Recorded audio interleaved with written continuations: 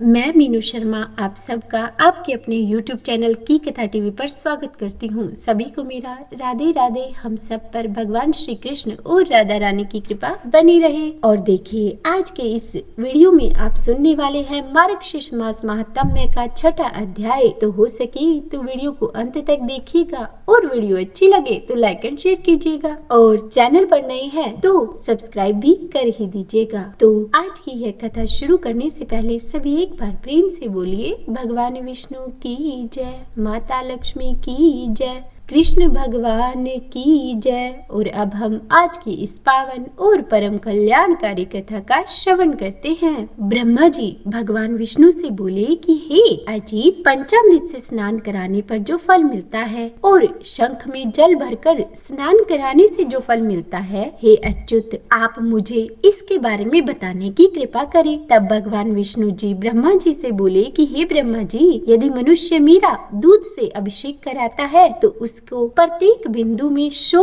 अश्वमेघ यज्ञ का पुण्य प्राप्त होता है। दूध से अभिषेक कराने की अपेक्षा 10 गुना अधिक फल दधी से अभिषेक कराने पर मिलता है। दधी यानी कि दही, और दही से 10 गुना अधिक फल घी से अभिषेक कराने पर मिलता है, और घी से 10 गुना अधिक फल मधु यानी कि शहद से अभिषेक कराने पर मिलता है। मधु यानी कि शहद से 10 गुना अधिक फल शर्करा से अभिषेक कराने पर मिलता है। और जो मनुष्य मंत्र पढ़कर गंध पुष्प जल चढ़ाता है तो उसको सबसे अधिक फल मिलता है। हे देवताओं में सिंह, जो द्वादशी अथवा पूर्णमासी को गाय के दूध से मुझे स्नान कराता है तो महापापों का नाश हो जाता है। जैसे दूध से दही, घी आदि पदार्थों की उत्पत्ति कही गई है, इसी तरह दुग्ध स्नान से भी शेष समस्त कामनाओं की सिद्धि होती है। दूध स्नान से सौभाग्य की प्राप्ति, दही स्नान से मिष्ठान भोजन और घी से जो मुझको स्नान कराता है वह मेरे पुर को जाता है, यानी कि विष्णु लोक को जाता है। मार्गशीर्ष मास में जो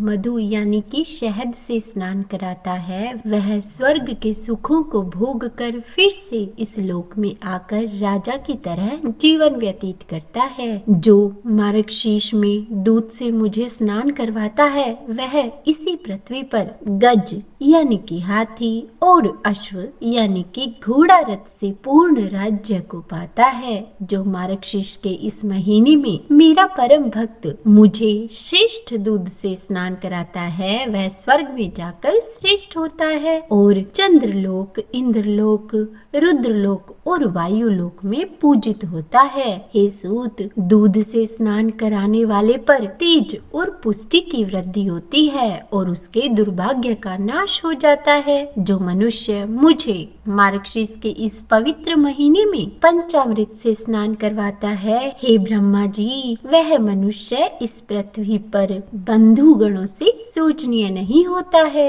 हे सूत, जो कपिला गाय के दूध से स्नान करवाता है वह मनुष्य 100 कपिला गोदान के फल का भागी हो जाता है। जो देविक तीर्थ जल को शंख में भरकर मुझे स्नान करवाता है वह मार्गशीर्ष मास में एक बिंदु जल से भी अपने कुल का उद्धार कर देता है। और जो मनुष्य कपिला गौ के दूध को शंख में भरकर पूर्ण भक्ति भाव से मुझे स्नान करवाता है वह तो समस्त तीर्थों के फल का भागी हो जाता है। जो शंख में अक्षत कुशा जल डालकर मार्गशीर्ष के इस पवित्र महीने में मुझे स्नान करवाता है तो वह भी समस्त तीर्थों के फल का भागी होता है। जो भगवान को मार्गशीर्ष के इस महीने में 8 बार शंख के जल से पूर्ण भक्ति भाव से स्नान कराता है वह श्रेष्ठ हो जाता है और मेरे लोक में पूजित होता है। हे सूत, जो 16 बार शंख का जल से मुझे स्नान कराता है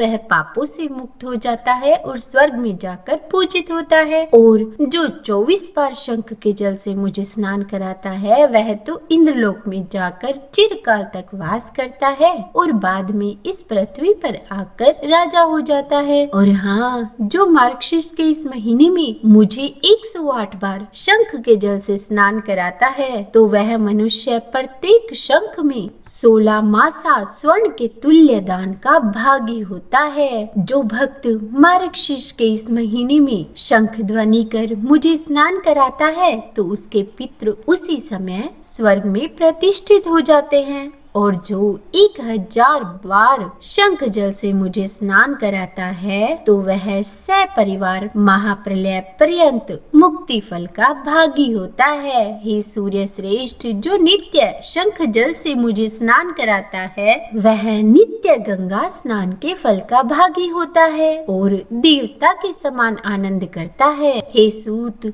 जो नमो नारायणा मंत्र पढ़कर शंख के जल से मुझे स्नान कराता है वह समस्त पापों से मुक्त हो जाता है, और जो शंख में तिल और पादोदक चरण जल को रख कर वैष्णव और महात्मा जनों को देता है वह चंद्रायण व्रत के फल का भागी होता है। नदी, तालाब, कूप और बावड़ी के भी जल को शंख में रखने से सब गंगा जल हो जाता है। जो वैष्णव मेरे चरणों के जल को शंख में लेकर नित्य सिर से धारण करता है वह तपस्वियों में श्रेष्ठ मुनि है। हे सूत, त्रिलोक्य में जितने तीर्थ है वे सब तीर्थ इस लोक में मेरी आशा से शंख में वास करते हैं, इसीलिए शंख को श्रेष्ठ कहा गया है। जो वैष्णव मार्गशीर्ष मास में जल भरकर संध्या को हाथ में लेकर इन मंत्रों से मुझे स्नान कराता है उस पर मैं प्रसन्न होता हूँ कि शंख के आदि भाग में चंद्रमा देवता,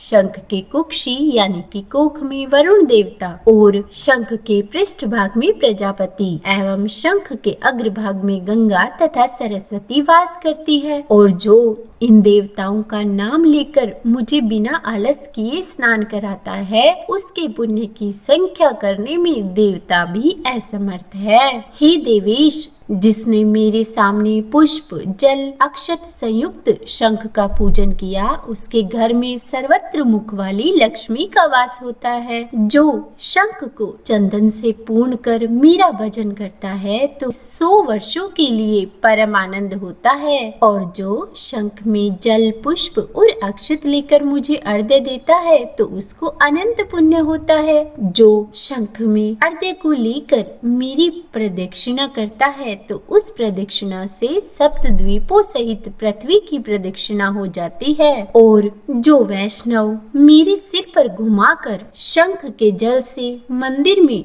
छिड़काव करता है तो उसके घर में कभी अशुभ नहीं होता। जो मेरे चरण जल को शंख में लेकर अपने सिर में लगाता है तो उसकी मानसिक चिंता दूर हो जाती है, न ग्लानि रहती है और न ही किसी प्रकार का उसे भय होता है। शंख के जल को सिर पर देखकर ग्रह, राक्षस, कुष्मांडा, पिशाच, सर्प और दानव ये सब 10 दिशाओं में भाग जाते हैं, और जो उच्च स्वर से वाद्य बजाकर और मांगलिक गीत गाकर भक्ति भाव से मुझे स्नान कराता है तो वह अवश्य ही अपने जीवन से मुक्त हो जाता है। तो बोलिए भगवान विष्णु की जय। यह था आज का अध्याय, और इसके बाद क्या हुआ यह हम जानेंगे इसके आगे आने वाले अध्यायों में। तो उम्मीद है आज की यह कथा आपको सुनने में पसंद आई होगी। अगर वीडियो अच्छी लगी तो लाइक एंड शेयर करें, और चैनल पर नए हैं तो सब्सक्राइब भी कर ही दीजिएगा। और इसी प्रकार आगे के अध्यायों को सुनने के लिए हमारे इस चैनल से जुड़े रहिए, और हाँ, नोटिफिकेशन बेल को जरूर दबाइएगा ताकि वीडियो का नोटिफिकेशन आपको समय पर मिल जाए। तो बोलिए राधे राधे।